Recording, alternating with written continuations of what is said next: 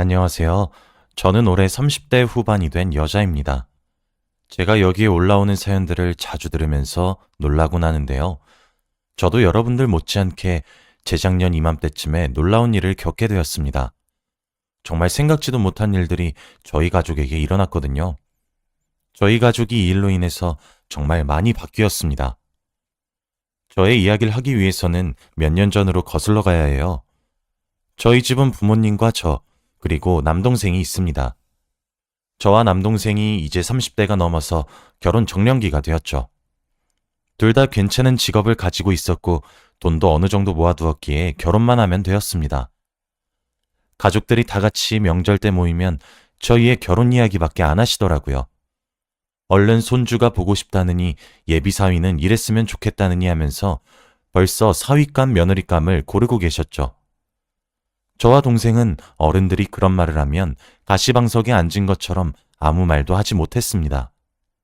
사실 그때 저는 만나던 남자친구가 있어서 조금 나았지만 남동생은 여자친구도 없었어요. 어른들이 동생에게 여자를 소개시켜 주겠다고 했지만 동생은 매번 거절했죠. 저는 그때 만나던 남자친구와 결혼 이야기가 오고 가고 있었기에 정식적으로 프로포즈를 받으면 결혼을 하기로 마음먹었어요. 그래서 동생이 저보다 조금 더 어른들한테 잔소리를 많이 들었습니다.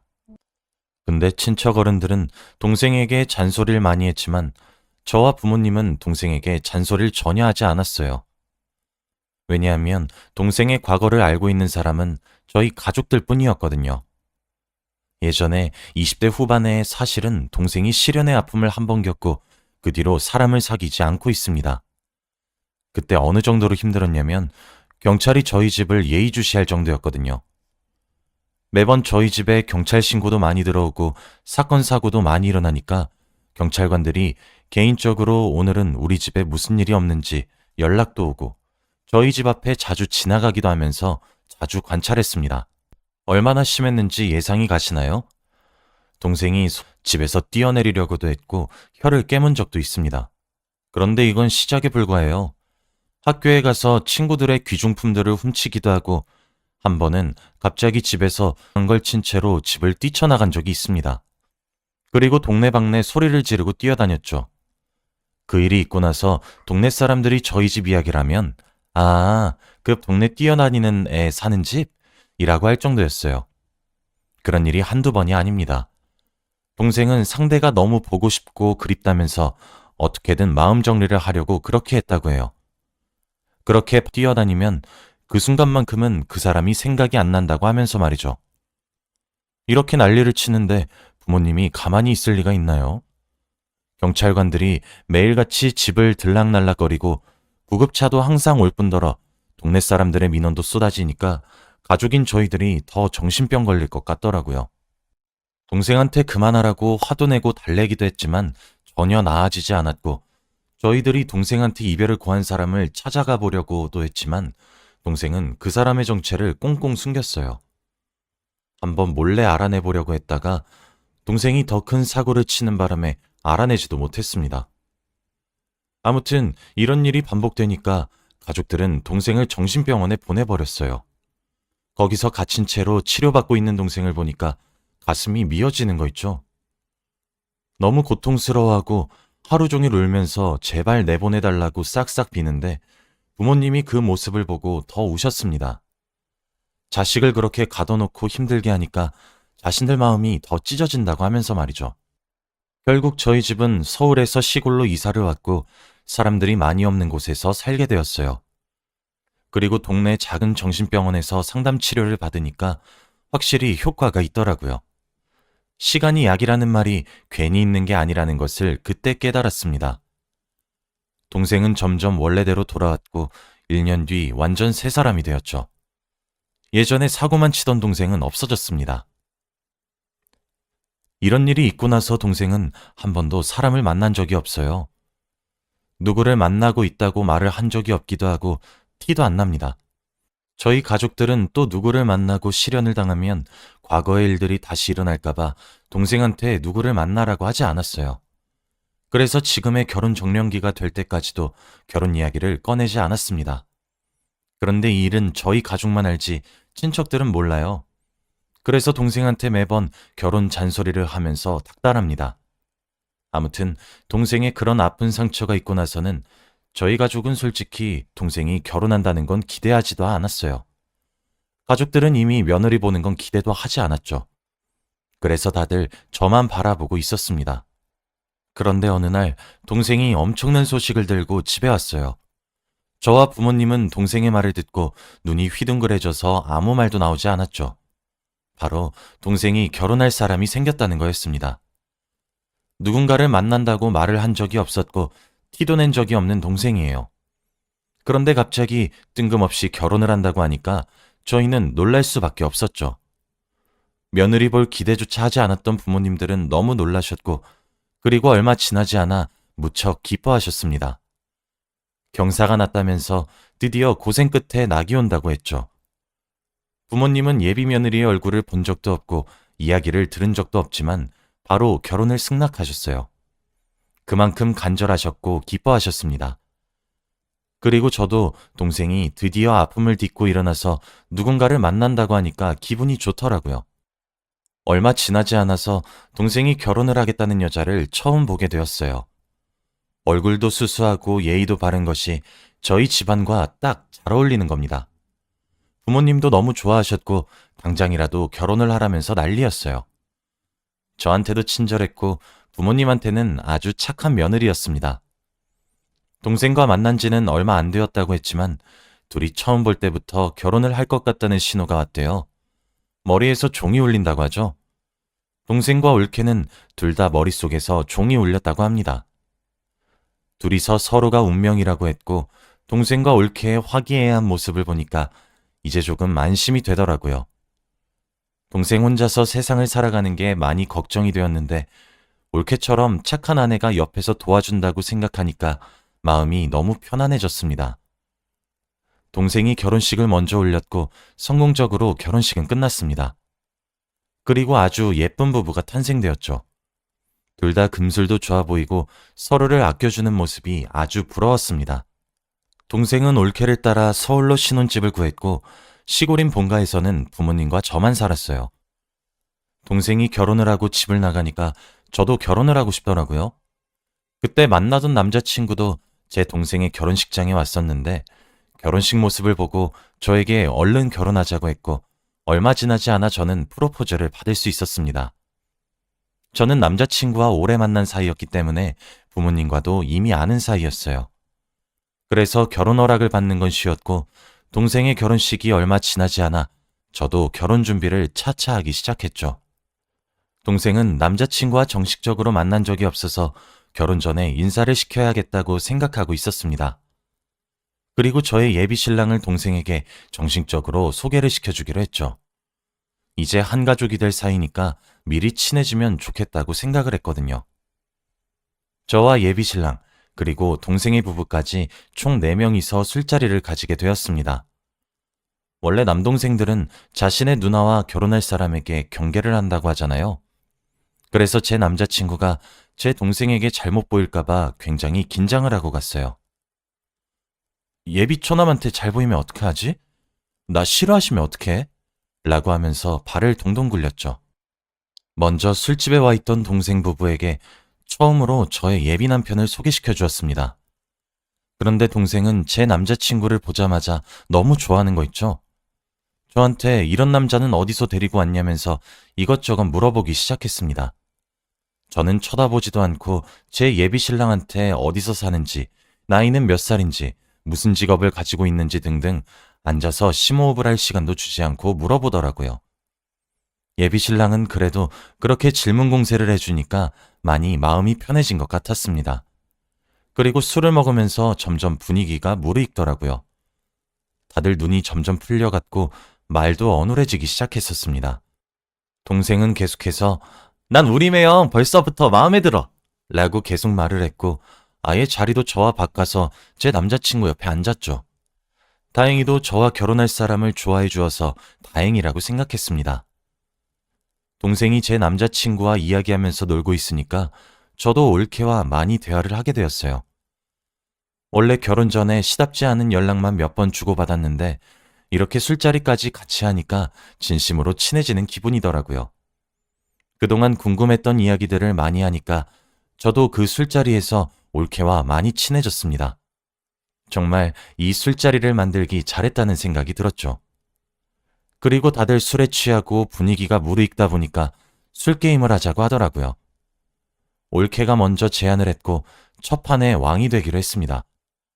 다들 오랜만에 왕게임을 해서 설레하고 있었어요.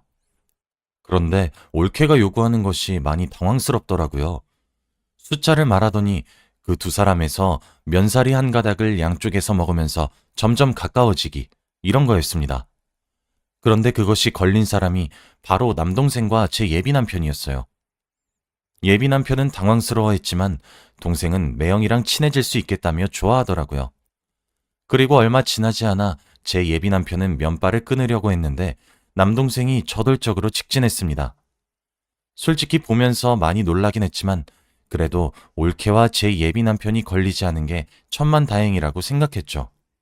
저와 예비 남편은 이런 순 요구를 하지 말라고 했지만 이미 동생 부분에는 술이 만취해서 이런 게 더 재밌는 거라며 멈출 기미가 보이지 않았죠. 그리고 돌고 돌아서 다시 올케가 왕이 되었는데 그게 걸린 사람이 또 예비 남편과 동생이었습니다. 올케가 할 때마다 저 둘만 걸리니까 조금 이상하긴 하더라고요. 그래도 그때는 그걸 생각할 겨를이 없어서 넘기긴 했지만 그래도 찝찝하긴 했습니다. 결국 예비 남편이 도저히 그건 못하겠다며 벌칙주를 마셨고 다들 많이 취해서 해산하기로 했어요. 저는 예비 남편한테 동생 부부가 너무 짓궂어서 미안하다고 사과를 했습니다. 다행히도 괜찮다고 말해주었고 저희 넷은 그날 많이 친해지게 되었어요. 그리고 이제 제대로 결혼 준비를 하기 시작했습니다. 정말 결혼이라는 것이 사소한 것부터 준비할 게 너무 많고 다 돈이더라고요. 그래서 조금이라도 아끼고 제대로 준비하기 위해서 결혼을 한번 해봤던 동생의 도움을 많이 받았습니다. 동생한테 너희는 어떻게 했고 뭐가 좋은지 등등 많이 물어봤어요. 그런데 원래라면 친절하게 잘 알려줄 동생이 갑자기 너무 예민하게 반응하는 겁니다. 이것도 하나도 제대로 못하면서 꾸지람을 들었는데 저도 그렇게 화를 낼 줄은 상상도 못했어요. 그래서 많이 귀찮았나 보구나 하면서 남편과 둘이서 해보려고 했죠. 그런데 그렇게 화를 내면서 저희가 결혼식 준비를 하는 거엔 다 참여했습니다. 웨딩드레스를 보고 혼수를 보기 전에 미리 연락이 와서 같이 가자고 했죠. 그런데 또 같이 가면 화를 내고 예민하게 반응했습니다. 저와 예비 남편이 결혼을 어떻게 꾸려나갈지 궁금은 한데 저를 싫어하는 것 같은 기분이었죠. 그런데 또 예비 남편한테는 친절하게 대했습니다. 알다가도 모를 일이었죠. 계속해서 제 남편에 대해 궁금해하고 제 남편이 같이 결혼 준비를 하러 가지 않으면 자신도 오지 않고 저희 부부가 같이 움직이면 늘 셋이서 이동했습니다. 그런데 제가 계속 본가에서 서울로 왔다 갔다 하려고 하니까 너무 힘들더라고요. 남자친구도 서울 사람이라서 결혼식을 서울에서 올리려고 했거든요. 매번 차비에다가 힘들기까지 하니까 딱 일주일만 동생의 신혼집에서 묵게 해달라고 했습니다. 올케랑 동생은 주말 부부라서 올케도 집에 없고 동생도 일을 한다고 매일 늦게 집에 들어와서 손님 방밖에 없거든요. 그런데 동생은 미친 듯이 싫어하는 거 있죠? 아주 저를 벌레 보듯이 쳐다보면서 절대 무슨 일이 있어도 안 된다고 했습니다. 사실 동생 부부의 신혼집에 집들이로 한 번 가보고 그 뒤로 한 번도 가본 적이 없어요. 그런데 제가 일주일간 묵는 걸 이렇게까지 혐오하니까 조금 속상하긴 하더라고요. 그러면서 저한테 숙박업소에서 며칠간 살라면서 자기 집은 절대 안 된다고 했습니다. 원래 이렇게 사람한테 모질게 대하는 애가 아닌데 갑자기 제가 결혼한다고 한 순간부터 변한 것 같아요. 결국 저는 정말로 숙박업소에서 일주일간 묵으면서 결혼 준비를 했습니다. 남편은 부모님과 함께 살아서 제가 들어가 살 수 없었거든요. 아무튼 그동안 결혼 준비도 많이 하고 이제 결혼식이 얼마 남지 않았었습니다. 결혼식 일주일 전에 정말 심장이 터지는 줄 알았어요. 그리고 첨척장을 돌리는데 되게 싱숭생숭하더라고요. 남편도 정말 기대하고 있었고 저희는 혼인신고도 미리 해놓은 상태였습니다. 그리고 신혼집에 가구까지 다 들어온 상태였죠. 결혼식을 올리고 바로 입주만 하면 되었습니다. 그리고 결혼 하루 전이었어요. 다음날 결혼을 하고 제가 유부녀가 된다는 사실이 도저히 믿기지 않는 겁니다. 자기 전에 남편한테 연락을 했어요. 정말 설레고 기대된다고 하면서 말이죠. 그런데 원래라면 바로 연락이 오는 사람이 결혼식 전날에 제 연락에 아예 답이 없는 겁니다. 전화를 하고 문자를 해도 전혀 받지 않았죠. 몇 시간이 흘러도 받지 않길래 걱정이 되었습니다. 혹시 이 사람이 드라마에서 보던 것처럼 결혼 전날에 파토를 내는 건 아닌가 싶었죠. 도망이라도 갔나 싶었습니다. 해가 지고 밤이 되어도 연락이 없길래 남편의 부모님에게 전화를 걸었어요. 연락이 안 되어서 그러는데 혹시 집에 들어왔냐고 물으니 어머니가 우리 아들 처남 보러 나갔는데? 라고 하는 겁니다. 제 예비 남편이 저의 남동생을 보러 갔다고 하니까 기분이 좀 묘했어요. 저한테 연락 한 통 없이 둘이서 뭘 하길래 연락이 없나 싶었죠. 그리고 저는 당장 동생의 집으로 향했어요. 가는 내내 혹시라도 무슨 일이 일어난 거면 어떡하나 싶어 발을 동동 굴리며 갔습니다. 그리고 동생네 신혼집으로 가서 문을 열라고 했어요. 소리를 치면서 문을 쾅쾅 두드려도 문을 열어주지 않더라고요. 그래서 저는 결국 경찰을 불렀습니다. 제 동생이 이 집 안에 있는데 무슨 일이 생긴 것 같다고 말을 하고 경찰의 도움으로 현관문을 열 수 있었죠. 그런데 거실은 아주 고요했고 안방에 불이 켜져 있었습니다. 그리고 노랫소리도 엄청나게 크게 들렸죠. 아마 그 노랫소리 때문에 제가 현관문을 두드리는 소리를 듣지 못한 것 같습니다. 안방문이 닫혀 있길래 혹시라도 안에 동생 부부가 면 어떡하나 싶었지만 그래도 너무 궁금했기에 경찰과 함께 안방문을 열었어요. 그런데 문을 열자마자 보여지는 광경은 아주 충격적이었습니다. 침대에서 제 남편은 쓰러져 있었고 그 옆에서 제 동생은 소리를 지르면서 놀라는 거 있죠? 저는 그 모습을 보고 말문이 턱 막혔습니다. 그 상황을 도대체 어떻게 설명해야 하나요? 동생이 지은 표정이 아직까지 머릿속에 생생합니다. 그리고 남편은 아무리 깨어도 일어나지 않았어요. 동생은 아이씨 하며 경찰서로 가게 되었죠. 저는 경찰서로 가지 않았고 남편을 깨우기 위해 남편과 병원으로 갔어요. 의사 선생님께서 단순히 수면제를 먹어서 자고 있는 거니까 금방 일어날 거라고 했죠. 저는 남편이 일어날 때까지 기다렸습니다. 그리고 잠깐 잠이 들었는데 몇 시간 뒤 남편이 일어나더라고요. 그러면서 옆에 누워있는 저를 보고 안도했습니다. 그리고 자신이 겪었던 일에 대해 말을 해주는데 정말 충격적이었어요. 남편의 말에 의하면 남동생이 저한테 말하지 말고 잠시 자기 집으로 와달라고 했대요. 저에 대해서 중요하게 할 말이 있다고 하면서 말이죠. 그러다가 둘이서 술잔을 한 잔, 두 잔 기울이기 시작했는데 서로 조금씩 취했대요. 그런데 거기다 대고 동생이 제 남편에게 좋아한다고 고백을 했다고 합니다. 제 남편은 그런 걸로 장난치지 말라고 웃어넘겼지만 동생은 진심이었대요. 그리고 멘탈이 붕괴가 되었는데 그때 동생이 냉수를 한 잔 권하길래 마셨더니 잠에 들었고 일어나니 지금이었던 거죠.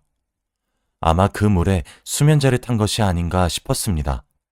저는 너무 놀라서 벙쪄 있는데 그때 갑자기 경찰서에서 연락이 오더라고요.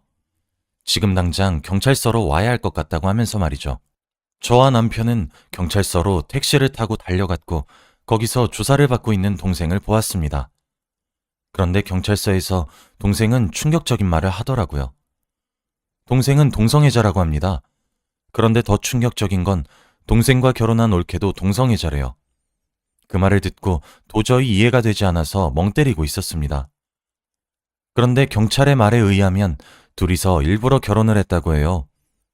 둘 다 집안에서 결혼 압박이 심한데 동성애자라 결혼을 할 수 없으니 겉으로만 부부라고 하고 안으로는 각자 애인을 만나고 다닌 것이죠.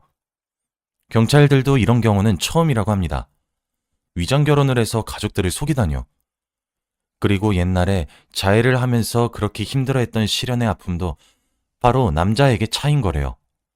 그래서 저희가 상대가 누군지 찾으려고 할 때마다 화를 불같이 냈던 겁니다. 남동생은 이미 끝났다면서 자포자기한 표정이었고 저는 다리에 힘이 풀려서 남편에게 겨우 기대고 있었죠. 그런데 동생은 저에게 다가와서 누나, 나 형이랑 잘해보고 싶어. 나한테 양보해주면 안 돼? 라고 하더라고요.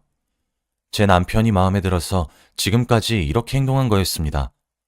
제 남편은 동생의 말을 듣고 구역질을 하러 화장실로 뛰어갔고 저는 정신을 잃고 기절했어요. 그리고 눈을 뜨니 병실이었습니다. 제 옆에는 남편과 부모님이 있었어요. 저는 어떻게 된 거냐고 물었고 부모님이 해주신 말씀은 충격적이었습니다. 제가 쓰러지고 얼마 지나지 않아 부모님이 경찰서에 와서 이야기를 다 들었대요. 아버지는 뒷목을 잡고 어머니는 쓰러지기 직전이었다고 합니다. 다들 속이 뒤집히고 패닉 상태였대요. 그러면서 동생은 이제 가족 없는 셈 칠 테니까 저 찾아오지 마세요 라고 했다고 하더라고요. 자기는 평생 혼자 살고 싶다고 하면서 말입니다. 결국 가족들은 동생의 말을 따르기로 했고 아들 하나 없는 셈 칠 거래요. 어떻게 다른 사람도 아니고 누나의 남편을 좋아할 수 있냐고 하면서 말이죠. 부모님은 당장이라도 동생을 정신병원에 넣어버리고 싶지만 이젠 남이라고 생각하겠다고 했습니다. 그리고 둘이서 위장 결혼을 한 것도 화가 나서 미치겠대요. 머릿속에 종이 울렸느니 뭐니 쇼를 다 해놓고 그게 다 연기였다뇨. 정말 미치고 환장할 노릇이었습니다. 그 일이 있고 나서 남편은 정신과 상담을 받았고 결혼을 조금 미뤘어요. 그리고 완치를 하고 나서 다시 일상으로 돌아왔을 때 결혼식을 올렸습니다. 부모님은 절대 동생한테 청첩장을 보내지 말라고 했지만 그래도 조금 마음이 쓰여서 몰래 보냈어요. 그런데 결혼식 날 오지 않았더라고요. 정말로 저희 가족과 인연을 끊고 살 생각인가 봅니다. 아무튼 이렇게 저희 가족의 이야기가 끝이 났어요. 지금 생각해봐도 어떻게 이런 일이 저희 집에 일어났나 싶네요. 혹시 동생이 이 사연을 듣는다면 꼭 연락이 왔으면 좋겠습니다. 부모님은 아니더라도 저는 기다리고 있다고 말해주고 싶네요. 저의 이야기는 여기서 끝입니다. 들어주셔서 감사합니다.